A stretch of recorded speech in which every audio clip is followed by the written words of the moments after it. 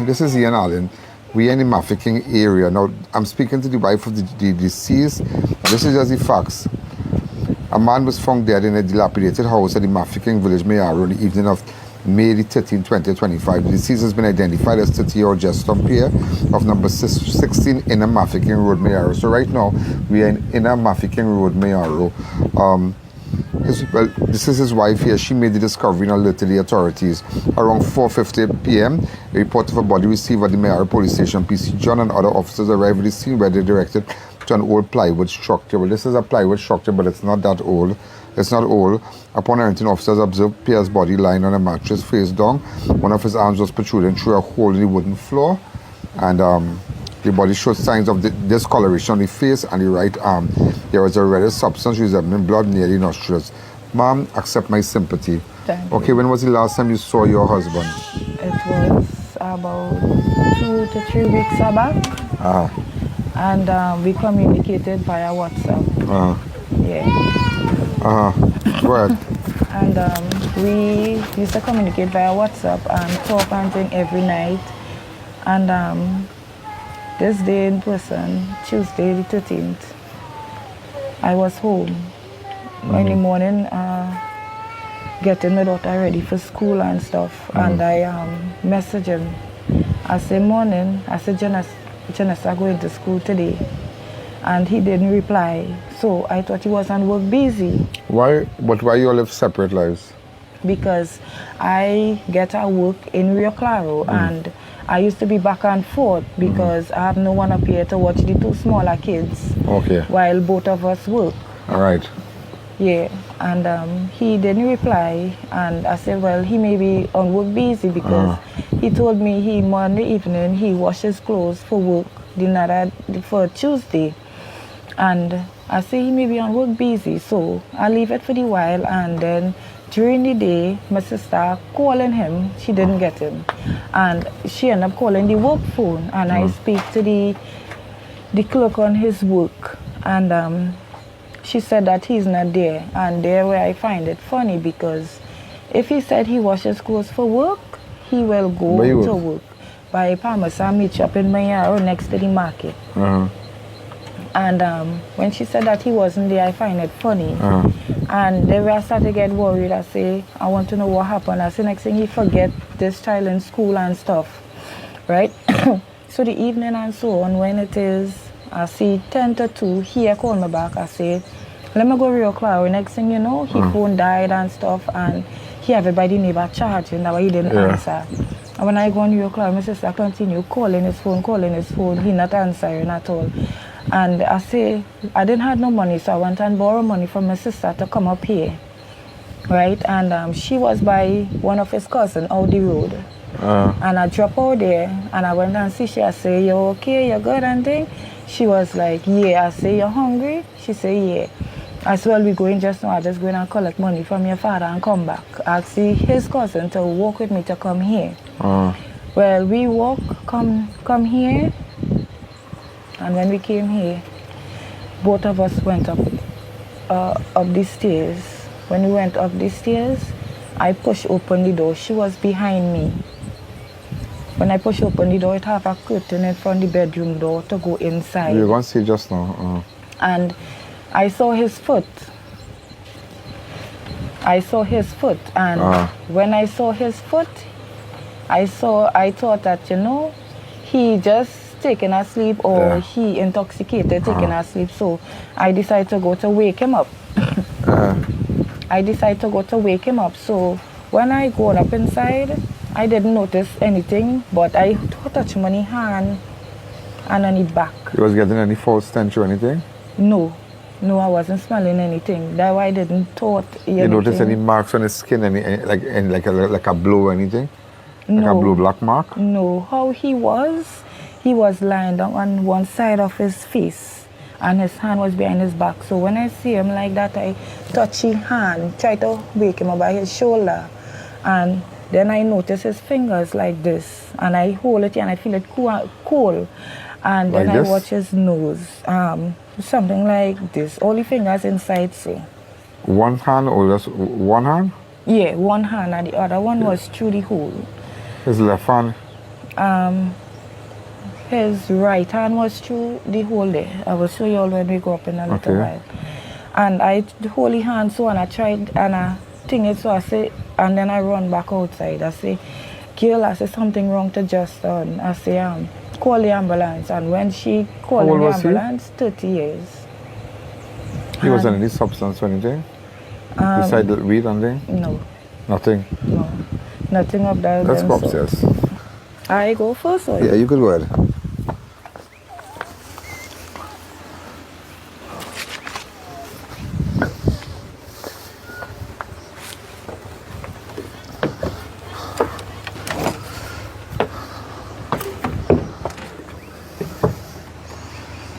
So this is the house, right? Yeah. So if my guy could just come up a little bit.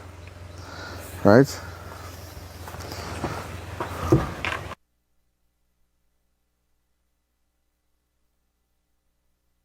Yeah, so.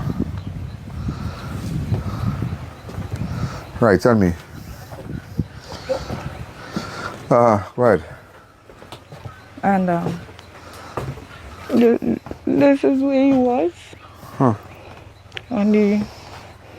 On the ground here, and I stand up over him here, so, and I try holding his hand and his shoulder, and then I see his nose, and then I run back outside and tell them something wrong. So this is the mattress he used to sleep in? Yeah, we used to occupy this bed and the kids there. Hey boy. Mister, I don't know why you have to go in now. I don't know. What the autopsy stating? We are getting back as yet. We waiting for the autopsy out on Tuesday. So he was lying here and his hand was inside that inside that hole. How far his hand was inside the hole? Like so much. So much? Yeah. Through the hole. And where was this hand? Behind his back. Could you lie down? Let me see. Let's lie down here. Just show me. I don't want to come on the mattress with my shoes. It was like this. Just like that? Okay. And his hand like that? Yeah. And this next one, through the hole. Okay, ma'am. Okay. Oh, God. Babe. Babe, wake up. But why his hand would be like that? I don't know. To the back of the back here. That's why I told you to do that. Why would his hand be like that? That's exactly how. Why would his hand be like that? Both of us saw him that day. His hand, if he collapsed or something, he'd be like that. Yeah. You know, like that, or maybe on top of his hand. But why his hand would bend back like that? I'm not too sure. And then down in that hole there. Yeah. Did you notice anything missing? You had any amount of cash here or anything? Well, yeah. How much cash you? I'm not sure because when we spoke on Monday night, we didn't really speak about the money. How much money it had? I'm not sure. Approximately, like how much you would have been, He approximately was get about 1,000 to 1,200 for pay on a Sunday, and that was the Monday we talked, but we didn't really talk about the money. That's where I started to come up here and see here, but we try, and I really went and looked for work. I get you to work in. And how old are you? 25. You're 25. Yeah. How many children you have? 3. How old are they? 8, 4, and 2.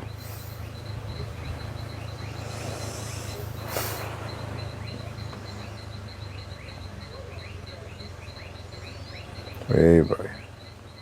That's why I end up coming up here, because I tell myself, I say, there's something I write here because I just couldn't understand.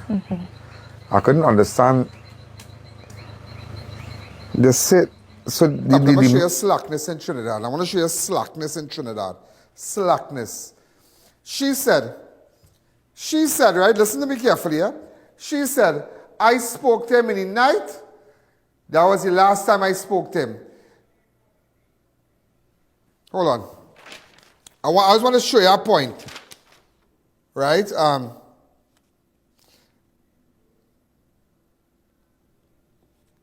Yeah. His wife, who had been separated from him for about 2 months and currently lives in Rio Claro, but she said she wasn't really separated because she got a job and things. She said she spoke to him at 11:18. 11:18, right? On May the 12th. When she went on the 13th, he was dead. She found him dead. Let me show you slackness in Trinidad. I want to put up something for you. Look at the autopsy report. Look at this. Right. Watch this, watch.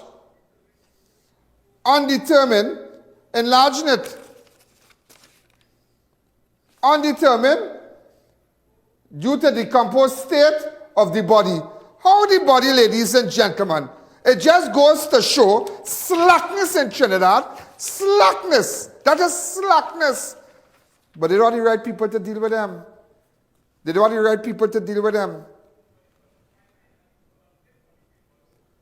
So the body was either rotten by forensic or the funeral home. How that body was rotten? If she spoke to her husband, she spoke to her husband at 11:18 on May the 12th, and the 14th, and on the 14th, the 13th she found him. How that body could have been decomposed? How can the report of forensics say due to the decomposed state of the body? How? How that is possible? How that is possible? And tomorrow, I want you to get back, when she said it during the interview a while ago, cut off that and bring back that. But I just want you to show, I don't miss, I don't miss. When you feel everybody making noise, I listening. I listening. I listening, ladies and gentlemen. Continue with the interview. So on his skin, how would look like? Just a spot of blue-black mark, or his whole face was discolored? No. Half of his face, when we went to view the body, identify, sorry, half of his face was blue. His neck was swollen and his chest was swollen big. The part that was swollen, the part that was, his face was swollen, was it resting on the mattress or there is the part here? I'm not too sure because I met him on... And his neck? His neck is which swollen. Part? The whole thing. Swollen? Yeah. Any marks here and thing? No, we didn't go and close the body. So from through the glass, I just saw the blue back mark. I saw like, I'm not sure. I saw like a scratch or something. Scratch here? Here. Yeah. But when I asked his sister, she said that it looked like blood to her, but we don't know. Well, wait for autopsy. Yeah. You ever complain about anybody terrorizing him here and any neighbor, anybody, any young fella in the area want to hurt him up? Yeah. He did complain. Yeah. We told that off camera. Yeah. We got to tell that off camera. We have receipts where we make reports about certain individuals around here. Yeah. So is this the first time that all really ever separated? Like for so long, like, you know? Well, as I told you before, we wasn't separated because I got the job in Rio Claro, and when he leaving it's very early in the morning, and when I has to leave it's about 3 o'clock in the morning. So I went down there working, and when like weekends and stuff I come back, and if I get any housekeeping to do, I go down back, I let my mother see the kids, and I go to work and I come back. So not to say that, you know, we were separated for no length of time or so on and stuff. All right. We'll have to see. So this is another part of the house here? Yeah, that is the kitchen area.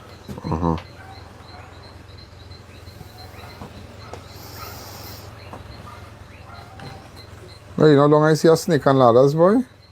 Come and see this. When last you saw this? Remember your place like that when you're small, you know? Look at that. When last you saw that?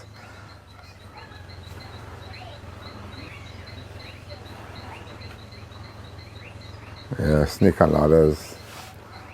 How long you see that, boy? Right now, since I found them like that, I can't eat, I can't sleep. My 3 children taking it on. So you are staying here now? Well, after you can't give up here now? The funeral and stuff, yeah. So somebody want to take this from you? I'm not too sure. Yeah, but you have children for the man where again you go stay? Yeah. You gotta stay back here? You guys have neighbors, you have friends around here? Yeah. So you're renting right now? The land we're renting. Yeah, but nobody wants to put you out? No. Last time I spoke to her, she said nobody is putting us out, but we just have to update on the rent for the land. Right, okay, I understand that. Yeah, because it's a nicer place and it's nice, breezy and thing. Yeah. Well, we're trying to see why. I just don't understand. What really make me come up here too, yeah? It's not just like a body found in our house. It's just, I find the raised hands. You see that? Yeah, yeah. If you fall down, Yeah. like whether it be heart attack or something, you might fall back. But if your hands was back so. Yeah, yeah. So like that. Yeah. And your hand in a hole. Yeah. You understand? Yeah. So you didn't notice any little marks across here and there? I didn't look at it, so So when you come, you found this phone? I didn't look for that either. So up to now, his phone has not been found? Yeah, his phone. And what about his little money? He had any money on him? Well, all the officers said they get is $52 in the drawer, and my sister them get $60, but that is not his whole paycheck. Or when he collected pay? Sunday. And what day he died? Well, I found them on Tuesday, so I... And when was the last time you talked to him? Monday night. Monday night. And Tuesday, what time you found him? About after 4. After 4? Yeah. All right. Okay. Okay, you're paying attention. Thank you.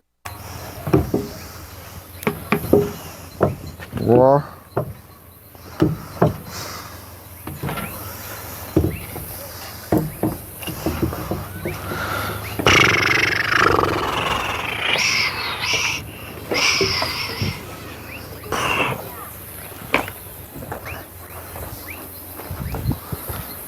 It's a nice place. A nice place. What we want to do, we want to get some material, like some ply. Those of you like let's say have like you get some sheets of ply and the cement board to put on the bottom, and just fix it up a little bit for Hannah, please, because the inside is not, you know, the inside. You see, we just put some ply, some wood and whatnot and thing, and see if you have none. Remember, they don't have a toilet and a bath for the children. And it's 3 little children and they don't have a toilet and a bath. So if you get somebody to build a toilet and a bath, and remember things are different now, very modernized. So you could probably do the sewer tank, you could just dig a hole. You get a back way, dig a hole. You get some fellas in the area, you dig a hole and you put down the whole tank. And it's just 3 children and her. But at least, you know, and somebody can see how we can see the landowner, can see if we can help you with the electricity and whatnot. But get some good material and see what we can do. Maybe persons from, I'll have to talk to Sunita from SNS Passad, you know Sunita? Yeah. Yeah, and see if we can get some material from her. You know? Just like little plight, you know? No? If we get that little help for she's not. Yeah, once we get material, they're not asking for concrete.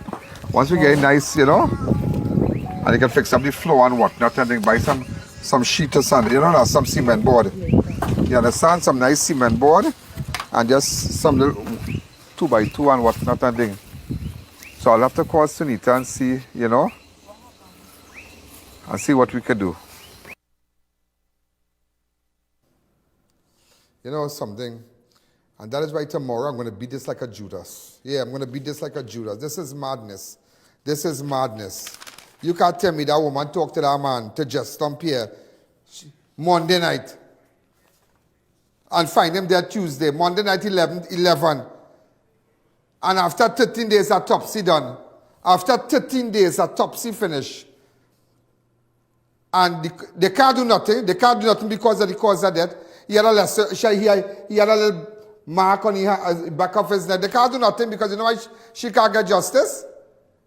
You know why she can't get justice? The body was decomposed. How a body can become decomposed when she talked to him 11 o'clock in the day, 11 o'clock in the night, and she come the next day and find him? How that is possible? How that is possible? How that is possible? And nobody picked up that. Nobody picked up that. And that's what normal people in little borders have to go through. That is what normal people in borders have to go through. Little poor people have to go through. But I will tell you something, not under my watch.